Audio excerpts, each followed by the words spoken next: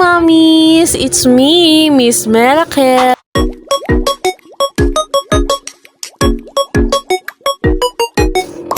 So today, sumabak na naman tayo sa isang mini gala with baby. Alam nyo yon? Yung tipong wala naman talaga tayong bibilhin, but ending, may nabili pa rin. Hahaha. Sige na, samahan nyo na kami. Ayan po, naglalakad na kami ni baby. Karga ko pa rin siya kasi raw, he's the moment. Ayaw niya sa stroller. Gusto niya sa front row seat ng buhay ko. Siyempre, kasama ko rin yung supported friends ko. Cause motherhood is better with chika every step of the way.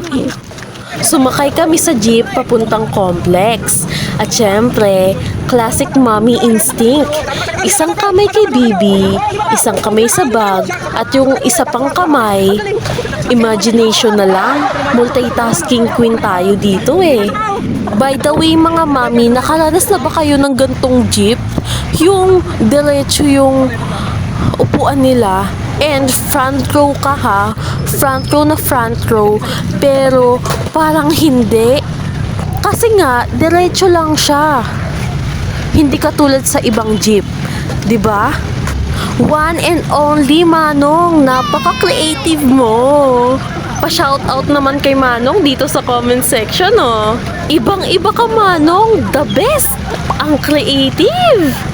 Kitang-kita pa yung araw dyan, pero ramdam na ramdam ko na yung pagod vibes ng panghapon.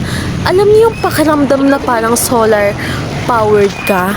Habang may araw, may energy pa. Pag nawala yan, bahala na si Batman. Ayan, pumasok na kami sa Unitap para tingin-tingin muna. Siyempre, mommy's knows, tingin lang is the biggest lie of motherhood. Nag-umpisa lang sa hanap ko lang sana kortina. Ending may kasama pang tuwalya, pajama, at may medyas na hindi ko naman hinahanap. Pero 'di ba? Sale is love. Siyempre, hindi pwedeng ma-left out si baby boy. Tingin-tingin muna tayo sa mga cute outfit niya na minsan mas mahal pa kaysa sa damit ko. Pero okay lang, mommy to eh. Priority si baby. Kahit ako, t-shirt pang bahay lang ulit. And syempre, punta muna tayo sa toys. Nilagay ko si baby sa bisikleta pambata. At grabe yung ngiti niya. Ako, nakangiti rin.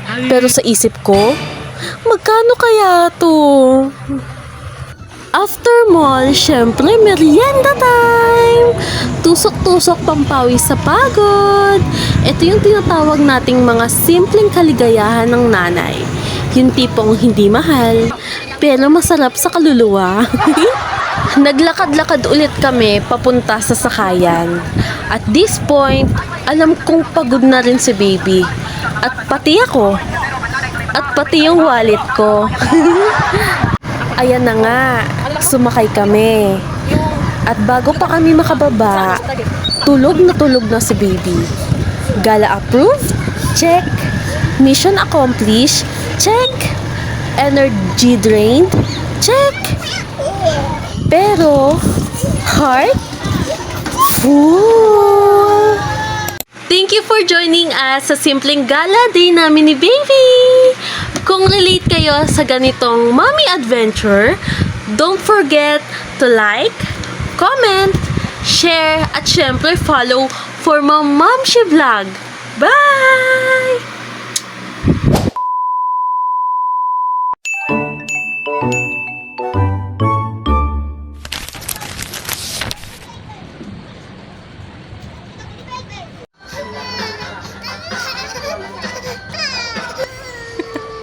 Kala mo iiwan eh.